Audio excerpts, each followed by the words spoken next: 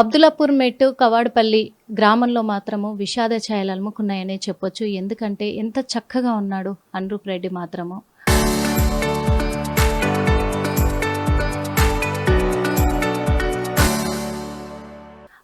మరి అంత చక్కటి అబ్బాయి ఇక్కడి నుంచి వెళ్ళి అమెరికాలో ఎంత చక్కగా తను ఉంటూ 10 మందికి ఇన్స్పిరేషన్గా ఉండి ఈ రోజున 3 కుటుంబాలలో కూడా వెలుగును నింపి తను మాత్రం అందరికీ దూరం అయ్యాడు. ఈ కుటుంబానికి దూరం అయ్యాడు. ఒక తల్లి తండ్రికి కడుపు శోకం మిగిల్చాడు. కాబట్టి ఇక్కడ అందరు కూడా రోధిస్తూ ఉన్నారు. అసలు ఏం జరిగింది? 3 కుటుంబాలలో వెలుగు నింపాడు అన్నాం కదా, ముగ్గురిని కాపాడాడు. ఏం జరిగింది అసలు? తను అనురూప్ ఏమయ్యాడు అది అడిగి తెలుసుకునే ప్రయత్నం చేద్దాం. మనతో పాటు ప్రస్తుతము వాళ్ళ మేనత్తే ఉన్నారు. మరి ఎప్పుడు పంపిస్తామన్నారు ఇక్కడికి అనురూపుని? మరి ఏ విధంగా చర్యలు చేపడుతున్నారు? ప్రభుత్వం ఏమైనా స్పందించిందా అసలు? అడిగే ప్రయత్నం అయితే చేద్దాము. అమ్మా, ఏమన్నా ప్రభుత్వం నుంచి ఏమైనా సమాచారం అందిందా? ఎవరైనా స్పందించారు? లేదండి, ఏం సమాచారం రాలే. చామల కిరణ్ కుమార్ రెడ్డి గారు వస్తా అని చెప్పిండ్రు. మాది శాలిగౌరారం మండల్. అనురూపు వాళ్ళ మా తాతయ్య వాళ్ళది శాలిగౌరారం. కిరణ్ ఒకరు వస్తా అని చెప్పిండ్రు. ఆ తర్వాత ఇంతవరకు అయితే ఎవరు కాల్ చేసింది లేదు. కానీ నేను అయితే డిమాండ్ చేస్తున్నా, నా ప్రాణం పోయినా ఏం లేదు, 3 ప్రాణాలు కాపాడుతా అన్న ఆలోచనతో. కాకపోతే ఆయన కూడా బయటికి వస్తానని అనుకుని ఉండొచ్చు. ఎందుకంటే మంచి స్విమ్మర్ కాబట్టి చిన్నప్పటి నుంచి స్విమ్మింగ్ని ఇట్లాంటివన్నీ వింటూ ఉంటాం మీడియాలలో. విన్నప్పుడు భయమేసి స్విమ్మింగ్ రావాలి పిల్లలకి అని చెప్పి చిన్నప్పటి నుంచి కూడా స్విమ్మింగ్కి పంపించేవాళ్ళం. అందుకనే స్విమ్మింగ్ వస్తుంది కదా అని పోయి ఉంటాడు. 3 కాపాడి దురదృష్టవశాత్తు నెట్టు చిక్కుకొని కాళ్ళకు బయటికి రాలేకపోయిండు. అందుకనే వీరత్వంతో వీరుడులాగా ఈరోజు మన తెలంగాణ రాష్ట్రానికి ఒక తల్లమానికంగా నిలిచిండు. ఇంత గొప్ప పని చేసి దేశానికి, రాష్ట్రానికి అమెరికా మీడియా కూడా మొత్తం కూడా చాలా పెద్ద ఎత్తున ఇది ప్రచురిస్తున్నారు. ఇలా ఒకటి జరిగింది, ఇలా ఈ అబ్బాయి 3 కాపాడిండు అని. కాబట్టి మన తెలంగాణ ప్రభుత్వం కూడా దీనికి స్పందించి అబ్బాయి అంత్యక్రియలు మనకి ఏదైతే లీగల్గా ఉంటుందో ఒక జవాన్ని పంపించినట్టు ప్రభుత్వ లాంఛనాలతో అంత్యక్రియలు జరపాలని నేను కోరుకుంటున్నాను ఖచ్చితంగా. ఎందుకంటే వాడి గోలు నేను ఏదో సాధించాలి, నేను ఏదో సాధిస్తాను. ఎందుకంటే చిన్నప్పటి నుంచి కూడా వెరీ క్లవర్ స్టూడెంట్. ఇంజనీరింగ్లో 1 రూపీ ఖర్చు పెట్టకుండా చదివిన పిల్లగాడు. JN2 ఎగ్జామ్ ఫీజు 1500 తప్ప ₹1 చేతి నుంచి ఫ్రీ సీట్. ఫస్ట్ ఏదో 10,000 కడితే కూడా కాలేజ్ నుంచి రిటర్న్ పంపించేసిండ్రు, ఫ్రీ సీట్ అని చెప్పేసి. అంత మంచి పిల్లగాడు. అట్లాంటిది ఈరోజు ఇలాంటి పరిస్థితి ఆ పిల్లగాడే బతుకుంటే నిజంగా కూడా మనకు మంచి పొజిషన్లో ఉండే అబ్బాయి. కాబట్టి వాని కోరిక నేను ఏదో సాధించాలని కోరిక ఉండేది. ఆ కోరిక తగ్గట్టు వాని ప్రాణం కూడా చూసుకోకుండా 3 కాపాడి చనిపోయినందుకు ప్రభుత్వము అదొక్కటి గుర్తించి మీడియా వాళ్ళు కూడా దీన్ని కరెక్ట్గా రేవంత్ రెడ్డి గారికి, రాష్ట్ర ప్రభుత్వానికి చేరే విధంగా చేసి అబ్బాయి అంత్యక్రియలు ప్రభుత్వ లాంఛనాలతో చేయాలి అని కోరుకుంటున్నాం. అక్కడ ఫిషరింగ్ చేస్తూ ఉంటే ఇలాంటి ఘటన సంభవించింది అంటున్నారు. అసలు ఏం జరిగింది? ఏ రోజు జరిగింది? ఏమన్నా సమాచారం? మాకైతే శనివారం ఉదయం ఫోన్ చేసిండ్రండి. అక్కడ మనకు శుక్రవారం నైట్ అక్కడ జరిగి ఉంటుంది. అంటే వాళ్ళు నైట్ ఏం పోలేదు, మధ్యాహ్నమే పోయినరు. కానీ ఇంకా వాళ్ళు తీసి రెస్క్యూ టీమ్ అంతా సాయంత్రం అయినట్టుంది. మాకు ఉదయం ఫోన్ వచ్చింది. ఫోన్ రాగానే ఇంకా మాకు అసలు ఈ బ్లాంక్ అయిపోయినాం. అసలు ఏడుపు కూడా రాలేదు, అంత బ్లాంక్ అయిపోయింది. ఎందుకంటే మా పిల్లగాడు చచ్చిపోవడం ఏంది అది మేము కలలో కూడా ఊహించలేము. వేరే వాళ్ళు ఎవరైనా మొన్న ఎవరెవరో చూస్తేనే, ఆ చెరువు గట్ట అమ్మాయిలు చూస్తేనే గుండె తరుక్కపోయింది. మాకు చూస్తుంటుంటేనే మస్తు బాధ అయింది.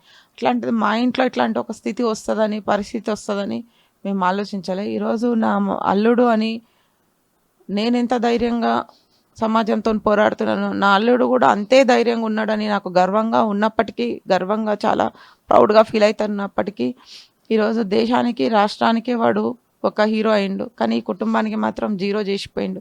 అంటే అందరు ఒకేసారి ఫుల్లోకి దిగారని కానీ ఏమన్నా చెప్పారా? అసలు ఎట్లా జరిగిందంటే? లేదు, పూల్లోకి అందరూ ఏం దిగలేదు. అది పూల్ కాదు, లేక్. చేపలు కట్టడానికి పోయిండ్రంట, ఫిషరింగ్ చేస్తారు. 3 వాళ్ళు ఎట్లా ఒకరినొకరు పట్టుకున్నారో ఏమో, జారి అందులోకి వెళ్ళిపోయిందంట. వాళ్ళు కూడా చేయాలని పోలే, జారి పడిపోగానే వీడు బైక్కి తీసిండు. కానీ అది అన్ఎక్స్పెక్టెడ్గా ఇట్లా జరగడం నిజంగా మా దురదృష్టకరం. ఆ పిల్లాడు ఉండాల్సి ఉండే. దేవుడు కూడా మరి మంచి వాళ్ళని తీసుకుపోతాడా ఏంటో మాకైతే తెలీదు. ఇన్న వాళ్ళకి కడుపు తరగపోతే ఆ తల్లిని మనం ఎంతసేపు ఆ ఫోటోలు ఫోన్లో కూడా ఈ ఫోటోలు చూసుకుంటూనే ఉంటుంది, నా కొడుకు నా కొడుకు నా కొడుకు అని. అదే చూసుకుంటా, అదే బాధపడుకుంటా ఎంతసేపటికి ఇదే ఉంటుంది. ఆమె రాత్రి కూడా బీపీ డౌన్ అయ్యి ఎంత ఆగమైంది. కాబట్టి దయచేసి రాష్ట్ర ప్రభుత్వం వాడి కోరిక మేరకు, నేను ఏదో సాధించాలి అనుకొని వాడు ముగ్గురిని కాపాడి చనిపోయినందుకు రాష్ట్ర ప్రభుత్వం కూడా దీన్ని పరిగణనలోకి తీసుకోవాలని నేను వేడుకుంటున్నాను. ఇక్కడే మదర్ కూడా ఉన్నారు కాబట్టి మాట్లాడించే ప్రయత్నం అయితే చేద్దాము. ఏం చెప్తారు అనేది, ఎందుకంటే ఎప్పుడు వెళ్ళాడు ఇక్కడ నుంచి, ఎన్ని సంవత్సరాలు అవుతుంది అక్కడికి వెళ్ళి కూడా, ఇవన్నీ కూడా కొంచెం తెలుసుకునే ప్రయత్నం చేద్దాము. అమ్మ, మిమ్మల్ని ఇబ్బంది పెట్టడానికి మేము అడగట్లేదు తల్లి, ఈ టైంలో మిమ్మల్ని అడగడం కూడా తప్పే. కానీ ఎందుకంటే ఇక్కడ నుంచి అమెరికా వెళ్ళి అక్కడ 3 ప్రాణాలను కాపాడాడు మీ అబ్బాయి. దానికోసమే తెలుసుకుందాం అనుకుంటున్నాము. ఎప్పుడు వెళ్ళాడమ్మా అమెరికాకి, ఎన్ని సంవత్సరాల నుంచి? బాబు వెళ్ళి 2 years అయిందండి. మొన్ననే మే 10th గ్రాడ్యుయేషన్ కూడా అయ్యింది. మమ్మీ నేను గ్రాడ్యుయేషన్ అయిపోయింది అని చెప్పి అసలు చాలా సంతోషంగా పెట్టాడు. అక్కడ యూనివర్సిటీలో కూడా పోలీస్ జాబ్ చేస్తున్నాడు. వాళ్ళు అక్కడ వాళ్ళంతా కూడా, అక్కడ ఫ్రెండ్స్ అసలు చెప్పలేమన్నమాట. వాని కోసం అంతమంది వచ్చారు, ఇలా అలా అని చెప్పి ఎన్నెన్నో ఫోటోలు పెట్టి ఎంతో ఆనందంగా చెప్పాడు. అదైనా 10 రోజులకే ఇలా నా కొడుకులే దేవుడి దగ్గరికి వెళ్ళిపోతాడు అని అనుకోలేదు. 3కి పునర్జన్మనిచ్చాడు ఇప్పుడు. కానీ ఆ దేవుడు నా కొడుకుని తీసుకుని, నా కొడుకుని కూడా ఒక గట్టును పడేస్తే అయిపోయేదేమో అనిపించింది. ప్రాజెక్టులని, అదని ఇదని, కోర్సులని ముందలే అన్ని ప్లాన్ వేసుకున్నాడండి. మీకు ఎందుకు మమ్మీ, నేను విల్లా కొని పెడతా, నేను అన్నీ మీకు సెట్ చేస్తా, పనోళ్ళని పెడతా, మీరు ఎంత కష్టపడ్డారో, ఎన్ని చేసి నన్ను పంపించారో మమ్మల్ని, అన్నయ్యని నన్ను అని చెప్పి ఎన్నో చెప్తాడండి. అసలు నాకు కడుపు కోత పెట్టిపోయాడు. ఆ దేవుడు ఎందుకు తీసుకుపోయాడు కూడా అర్థం కావట్లేదు. 3ని కాపాడినాడు, నా కొడుకుని కూడా బయటపడేస్తే అయిపోయేది ఆ దేవుడు. కానీ నాకు కడుపు కోత పెట్టాడు.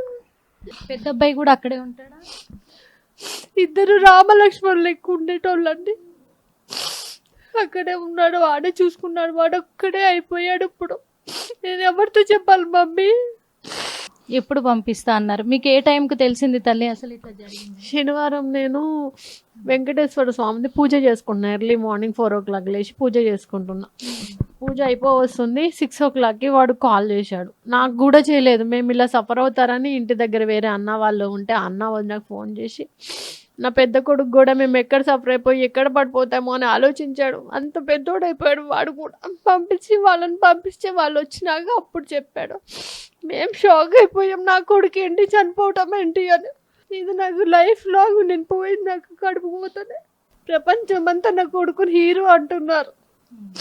ఇంత పేరు చూడు మమ్మీ, నేను పోతూ నీకు ఈ పేరు పెట్టాను అని చెప్పేసి నాకు కడుపు కోత పెట్టేశాడు.